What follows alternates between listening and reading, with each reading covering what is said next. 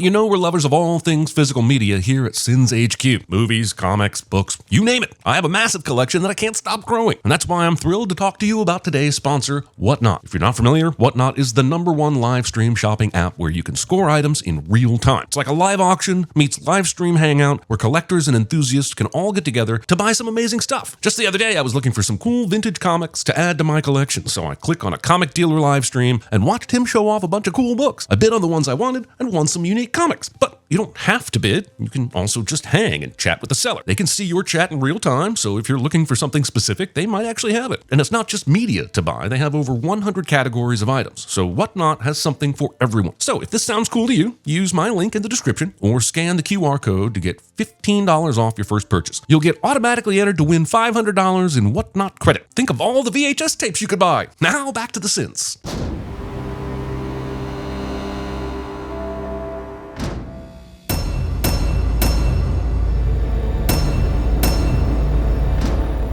Concussed. This sign suggests that the train is not a welcome place for humans, bikes, or lobsters, which feels like a personal attack on two key aspects of my person. Also, these two arrows are patronizing at best and at worst, a clear omen of humanity's eventual downfall. There's a popular tea brand in England called PG Tips, and for the longest time, its mascot was an adorable family of chimps. The practice of exploiting chimps in this way became frowned upon, so they eventually switched to a novelty knitted chimp in the hopes that everyone could continue to drink their representation of 1,000 years of colonization with a clear conscience. Anyway, this zombified chimp hand is quite obviously a metaphor for wokeness getting the better of a proud British institution. Also, 44 seconds of logos, allowing me to stall because I'm really not looking forward to unpacking this movie. Sports.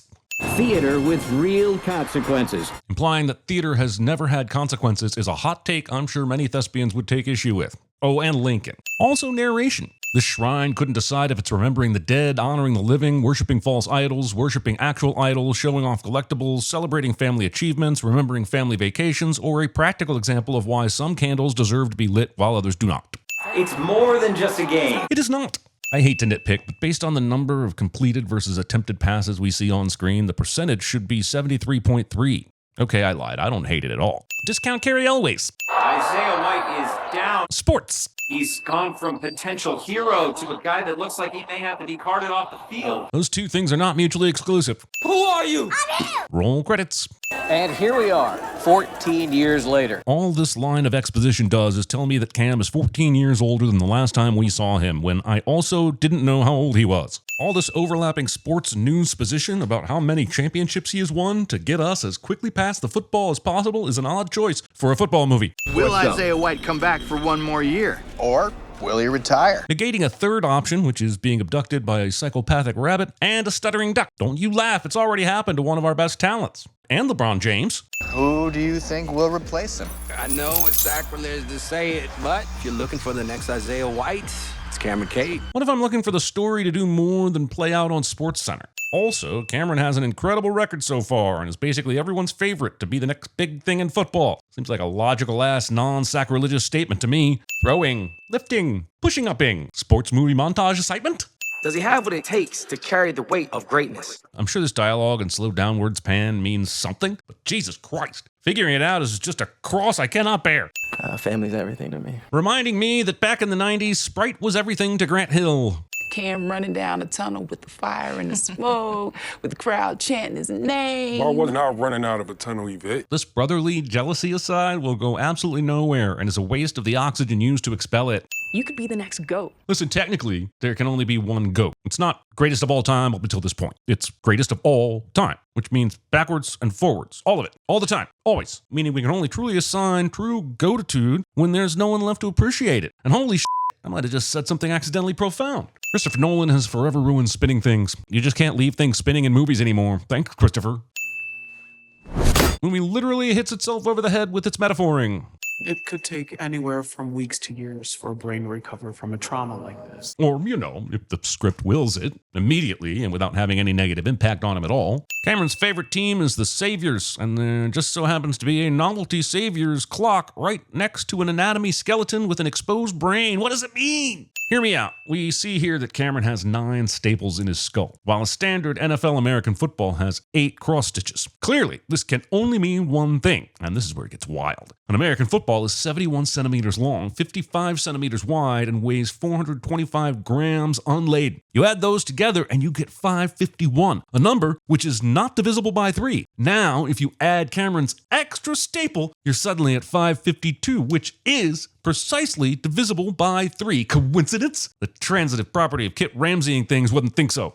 As his doctor, I can't tell you it's safe for him to play football. But to be fair, this applies to healthy people too. If anyone had any doubts about whether or not this attack affected him in any way, they've been silenced. Have they been silenced? Because as far as the movie's shown, he hasn't played a single game since the injury. All he's done is turn up at the draft. This selfie seems to be just that, considering Cameron does not appear to be anywhere on the screen. Is it true that you're pulling out of the draft? Yeah, it's true. I'm pulling out of your mom tonight. Cameron Cade in hiding after famous agent verbally abuses reporter is somehow not where this story goes. I don't need a cut. You do, man. But how can you expect anyone to take your intense "I can do this" speech seriously if it isn't framed by the blood of a ripped staple? Now who the lies about getting attacked? Exposing your Jussie Smollett ignorance. Show him you him, dog. Himzel Washington. Him Kardashian. Man on Fire. You seen the movie? Oh, I get it. In the Man on Fire metaphor, the football is Dakota Fanning and Cameron is the recovering alcoholic CIA agent turned bodyguard assigned to protect the ball. A Dakota. Nailed it. You selling hymns on the side. Boners in the hymnverse are lacking so much power that they've opened the door for boner pill side hustles. All right, him Duncan, Timothy Chalamet. The soul-wrenching pain I feel knowing that Mahershala Ali was sitting right there, but was completely ignored by the writers. What are you, the MCU? Prince in 5. If he has alerts set up for his name and is getting this many calls, there is no way he's keeping his notifications on unless that blow to the head obliterated his ear canals. If he's fine, Tom, then why won't he just talk to us? This is a great question. This isn't the hard bit. This is the bit he can BS his way through. I mean, it's actually weirder that he'd show up to the combine and then not talk to the press. Are the rumors true? Is White playing one final season? This is tinfoil hat. No, again, that seems like a reasonable ask question. She didn't ask if Isaiah White was part of some blood cult that's ensuring the Saviors continue to dominate the sport through gladiatorial rituals. That would be some tinfoil hat shit. Also, Red Bull. So I'm gonna make a toast to myself because I throw the best fucking party! Vanity is definitely my favorite sin. I don't know what exact category of movie critique this falls under, but this knitted hoodie has to be worthy of dropping a star or 2 off anyone's subjective review. What would your dad say? What would your dad say to you right now? Cam doesn't respond with, "Hey son, I'm a f***ing ghost. I'm a ghost dad. Just like the movie Ghost Dad, but with a less problematic lead." Say it, mother. Cam, are you there? Show me the money! It irritates me to no end that the POV here makes it look like we're straddling both lanes when the car we eventually see is clearly obeying the laws of the road. I'm not sure what Cameron is taking a picture of here. The view in front of him would just be a dark tunnel, and if it's a selfie, it's just this disappointing bush and a concrete road. Modeling your training complex / cult retreat after a pair of parted ass cheeks. Even though he's rich and powerful and in league with dark forces, Isaiah's Amazon packages are still vulnerable to porch pirates. UPS! It never ceases to amaze me how completely obscure Doctor Who characters like Cassandra keep getting work well into the 2020s. That game against State, You saw that? got an arm like a cannon. No way. That's crazy. Oh yeah, super crazy that the guy who has invited you to his home to test your worthiness to be his replacement has bothered to watch a few of your games. What a stalker. Also, there was a game against a team referred to simply as State in a sports movie cliche. Do you know why quarterbacks exist? Cam leaves us so your mom could think they were a refund joke right there on the table. Native American boys at the Carlisle Indian School had to play these big-ass white boys from Yale. Isaiah will explain how Native Americans came up with a lot of the common plays we see in the NFL today as a way to deal with the brute force of white players at the time, only to ultimately be relegated to mascots for the game they essentially invented. It's an important piece of history that not enough of us are aware of. So important that the movie will give it almost zero thought after this lip service. Movie never spells out whether this piece of art is symbolic of the brutality of time, robbing us of even the most beautiful things, or a valuable lesson in not leaving your rugs in direct sunlight. No Pornhub, no PornTube, no OnlyFans, no Grindr. Day one will still somehow go on to be titled Fun. Also, the problem with listing out the specific websites instead of just saying pornography is that Cam will now think the more specific sites are still on the table. Good luck pulling him away from Feeling Furry, OnlyDans, and YouLube, just as totally random not in my search history examples. No sliding in the DM, just football. A preemptive barrage of sins for everything that is not just football in the rest of the movie, including but not limited to partying, shooting, saunaing, and ritual sacrificing. Just because a montage is an effective tool often used in sports movies doesn't mean we have to keep that streak alive. Also, this is a lot of hard work and effort that, if we're honest with ourselves, delivers on hard work and effort much more than the promised fun. This is my man Marco. Marco, sports medicine doctor. Oh man, they dragged that Jim Jeffries into this mess. The hell? I said cat. Not sure why the censors would have thought it was anything else. You need a realignment, painkillers, Toradol shot, a goddamn hand job. That's your man, best in the world. Citation needed. Also, sports bros think that one man holding another man's dick is a source of comedy due to ingrained homophobia, learning dominance as power, and being insecure with intimacy cliche. Wait, you got a baby or something? Marco, what you got for baby? Nothing. Couldn't fix mine. Sports bros continue to discuss one another's dicks because of the previous cliche, which can be summed up as the fear of outwardly acknowledging that love for another man doesn't even have to be sexual, but they could f if they wanted to cliche. This set of scales. Sounds like a fun childhood. Similar to mine. Mine was actually worse. I'm calling it. No protagonist in the history of any film has ever had a not f***ed up childhood. Even Paddington wasn't immune. Assuming that agreeing to a physical examination counts as enthusiastic consent to be this deep in someone's throat. Definitely my family. They sacrificed a lot for me.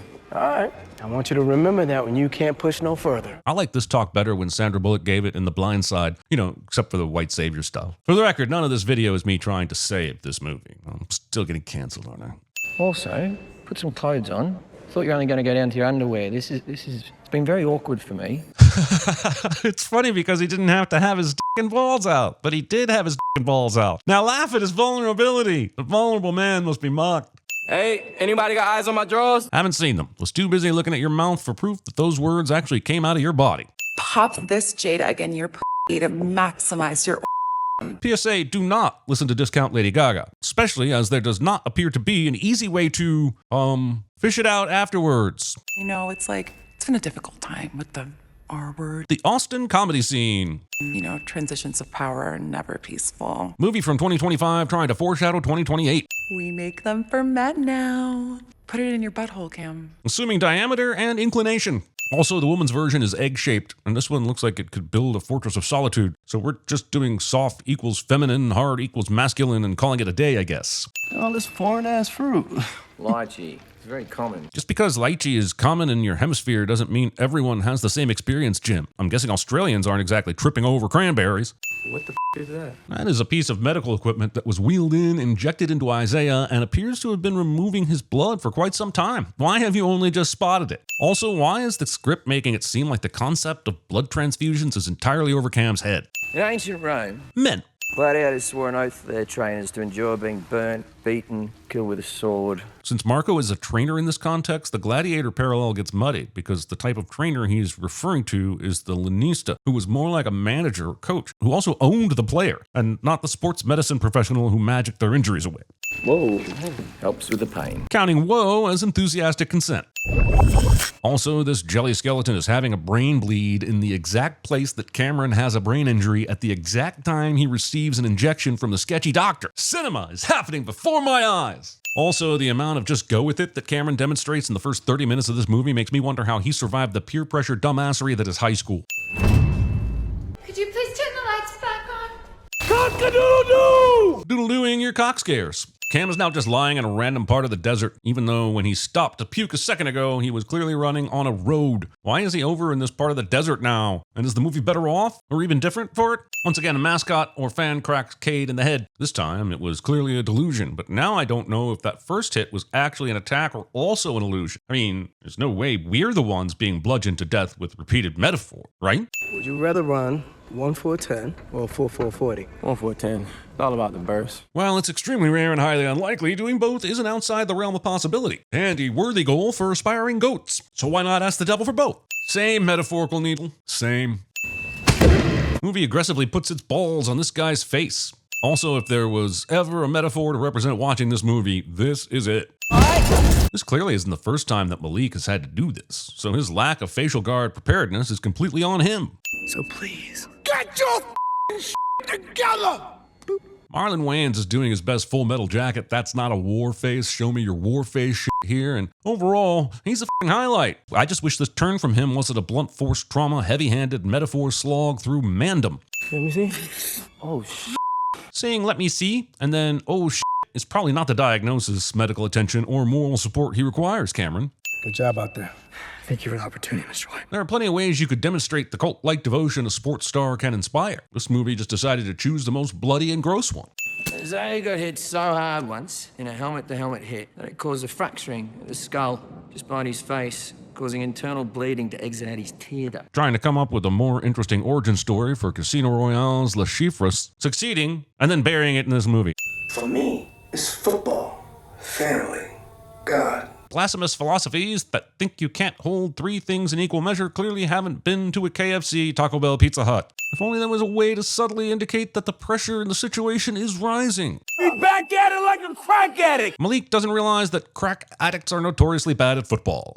You ain't nothing but an emotional little pretty boy, chasing validation from strangers because your father didn't love you. Isaiah needs to check his sources. His dad's love may have been misguided, but it was strong enough for him to conspire with dark forces to ensure Cam's success. Does Cameron Cade want this? Yes, I want this! I don't know why everyone seems to think sports are hard. The movies just tell me that all it takes is really wanting it. And the amount required wanting it, dude, always seems to be the exact amount required to bridge any skill gaps. Come on, people, just want it more. Then what are you willing to sacrifice? Everything! By everything, he meant the dignity you lose when you scream to the point of your voice cracking. Movie switches to X-ray vision, presumably because it knows I like to pretend I'm Superman every so often. The only other option is that it thinks I need this view to know that a head-on collision is bad for the body. I'm not sure this is the just do it product placement that Nike is really looking for. No one be seated as Cameron wanders down yet another dimly lit corridor and spends some quality time with the side effects of his carefully curated CTE. Rub your temples and then scream as loud as you can, man. That's gonna activate your vagal nerve, and then it's gonna calm your parasympathetic nervous system. Cam's brother performing telehealth medicine without a license. I've never seen my kids. Damn. How many kids you got? I don't have any kids. What it feels like to argue on the internet. When two men enter the Coliseum, only one leaves. I would have suspected Marco to know when he was misquoting Mad Max Beyond Thunderdome. What's it like being the GOAT? I used to think it was a blessing, and now I realize what's the use of having it. But while you do have it, there's money, fame, and the pride of going down in history as one of the best. But all that, I suppose.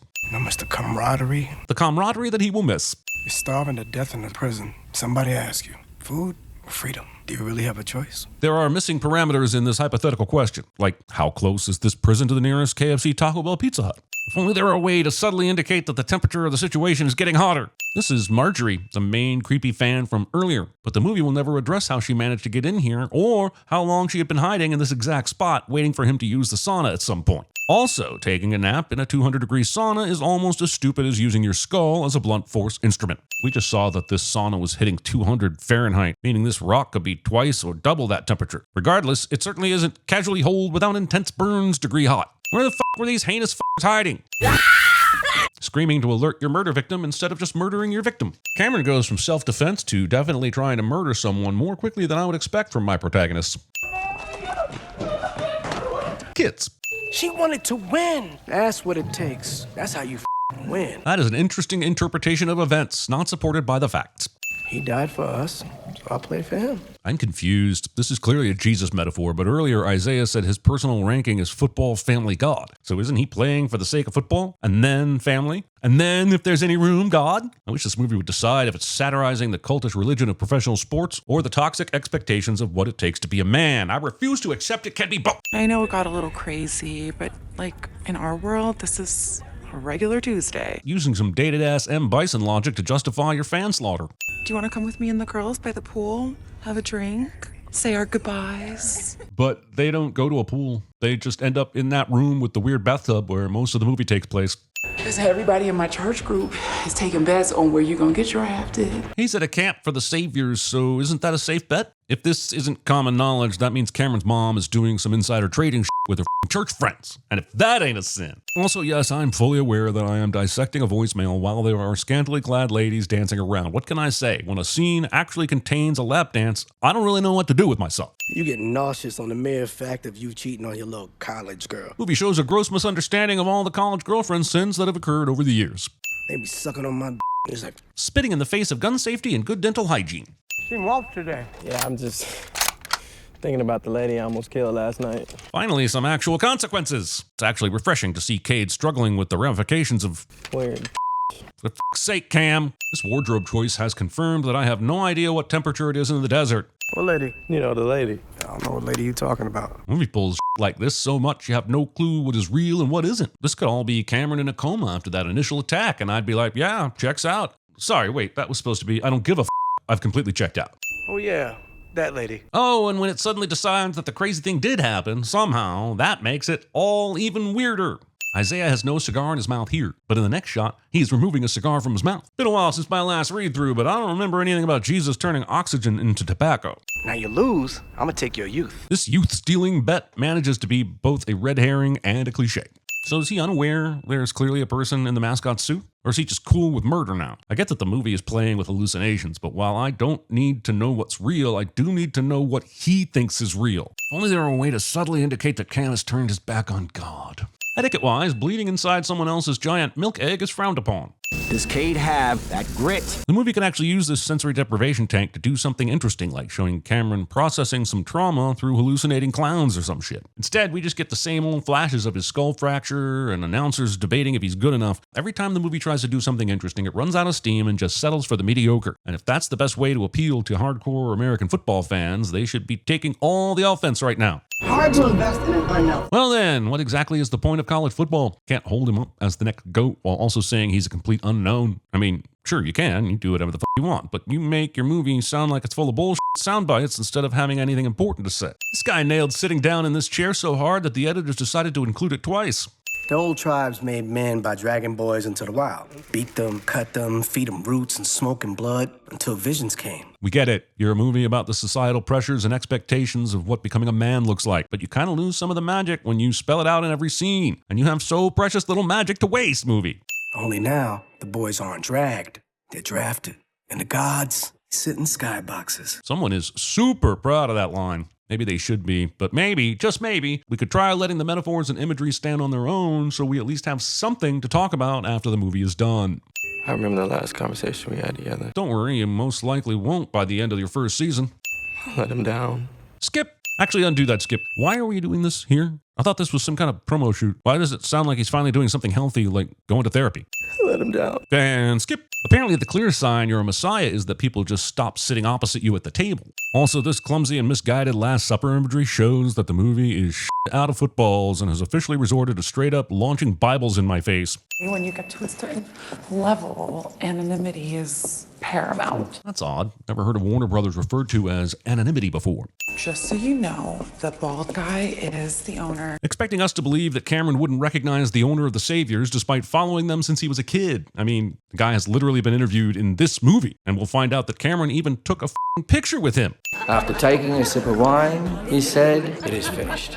Jesus said that. I don't know which agency is representing Jesus these days, but they have done a fantastic job with his product placement in this movie. Does blowing smoke at someone's butt do anything for any of the parties involved? It's visually interesting to put Marco's head on an altar, and it's symbolic and all that, but narratively, it makes no sense. Why would Elsie set this up for Cam to find when it's more likely to make him hesitate than join the team? Cam should have thought about the consequences before eating all his bling. Scanning Cam into the Animus and turning this into an unexpected Assassin's Creed sequel would at least explain what the lasers are for and only make the movie slightly worse. Cam's legs just don't work for reasons. This I don't know emoji syringe with run written on it sets this up as an escape situation, but the movie never actually establishes that Cam wants to escape. Honestly, we have no idea what the f he's trying to do right now. Also, he stabs the needle into his heart, even though Pulp Fictioning yourself back into running form was never a thing before now. Just watching some tape. Isaiah has all this money and is still choosing to watch tape on an awful ceiling TV. So you've been giving your blood on some weird white people shit? Well, actually, his blood, my mentor. As it was his mentors before that. I think this movie had a real shot at doing something cool until it suddenly moves from the metaphorical to the literal. Now I'm forced to wonder how this awesome via osmosis blood inheritance situation is working, and the movie really doesn't want me to dive into that. It's the good shit. This magic liquid storyline proves that there are, in fact, only 8 stories ever told, and the 8th is Space Jam. 2 references in one video, let's go! Whoever has it is the chosen one. The one to bring the salvation to the people. Well, thank God it's being used to prop up a team in the NFL instead. Whoever has it is the GOAT. Based on this speech and all the religious nods, it might not be a huge leap to assume that this special blood came from a literal goat. And I don't think the movie is prepared to deal with the ramifications of that. So there can only be one. Bingo. Entering into a Highlander agreement because you think that being just a pretty good professional quarterback not powered by demons is somehow slumming it. What's this contest? It's very simple. One man wants to walk out that tunnel, and the other man wants to stop him. The whole Roman gladiator angle that the movie applies to football almost works, right up until you remember these are quarterbacks who wouldn't even be on the field at the same time, let alone fighting hand to hand. What the contest should be is these two ripping passes at each other's heads until one of them is rendered unconscious. I mean, the movie even set that up. You didn't earn this cheated. I worked for this. Cameron is presuming that Isaiah didn't go through the exact same process that he is currently going through. They're not just picking up random dudes off the street and giving them the magic blood. They're deliberately picking out the best and then amplifying them with the magic blood. Come on, Cameron. It's a classic recruiting method. You ain't You ain't Sport ball players do some talking cliche. Football. Family. God! Passing up the perfect opportunity for alliteration when F. Murray Abraham was right there. I am football! This is like turning This Is Sparta into I Am Sparta, and then somehow making it worse. Why bother spending any amount of time on Cameron's initial head injury when it clearly hasn't mattered a single bit? He's taken hit after hit to the dome with seemingly zero consequences. When we finally see them fight, it goes exactly how you'd expect from two people we've watched train for things that aren't fighting. You know what's the opposite of a savior? A killer. Wrong. A mascot.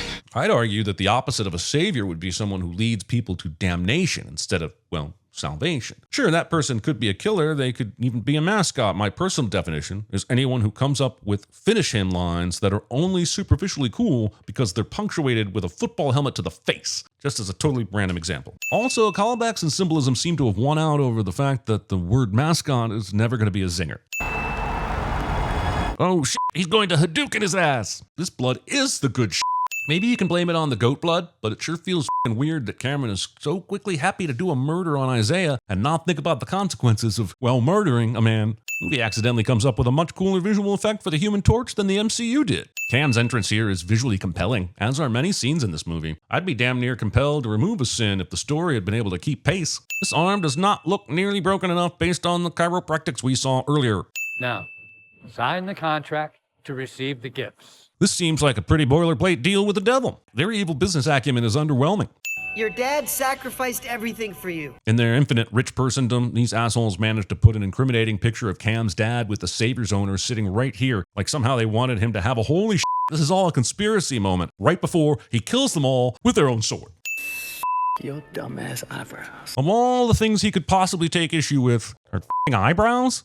No, we groomed you since you were a child, okay? We attacked you to isolate you so that we could draft you, you dumb Tom spills all the beans, by which I mean all the exposition. Also, hold the f***ity up right now. They attacked him. They attacked their new star in a way that could do permanent brain damage to make him less appealing to other teams so that they could draft him. It's like taking a sledgehammer to an iPhone so that you can buy it at a discounted price. Sure, it'll work, but it won't be much of an iPhone afterwards. Also, they clearly didn't have much faith in their ability to groom him if they had to resort to this to get him on their side. If he idolizes Isaiah, why not invite him to the boot camp before the combine draft stuff even happens?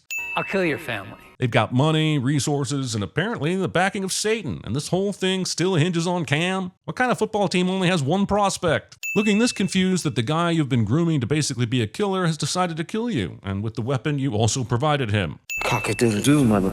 Nice callback, but Malik has done a lot worse than waking you up in the morning. You wanna see a real man? Watch and learn, you little Elsie goes to do what none of the men are brave enough to do, which is apparently fall down and stab herself in the throat. And I personally think any of them are capable of doing that. Because throwing a sword is notoriously similar to throwing a football. Forgive me if I find it hard to believe that not a single one of these rich, self-interested f***ers are packing a piece right now. These cheerleaders and drummers chilling here, 100% committed to the bit instead of running away like everyone else. That was a terrible kick. I don't think Cameron would have been the GOAT after all.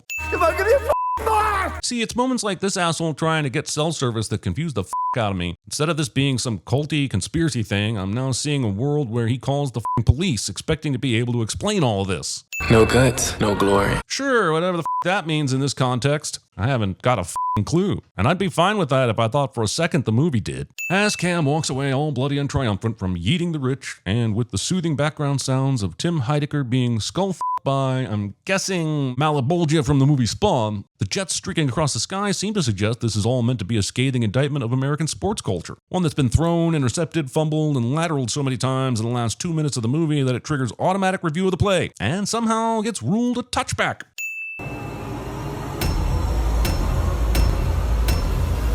Help him! He's gonna kill him!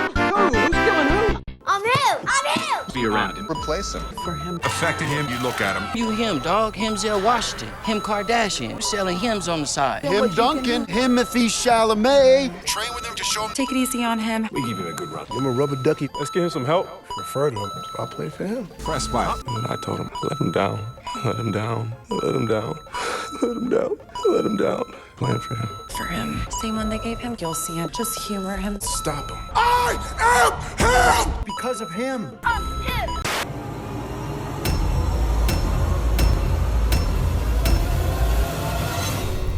This case is not about keeping goats or transporting goats or goat licensing. Thanks again to Whatnot for sponsoring today's video. Click the link in the description to get $15 off your first purchase.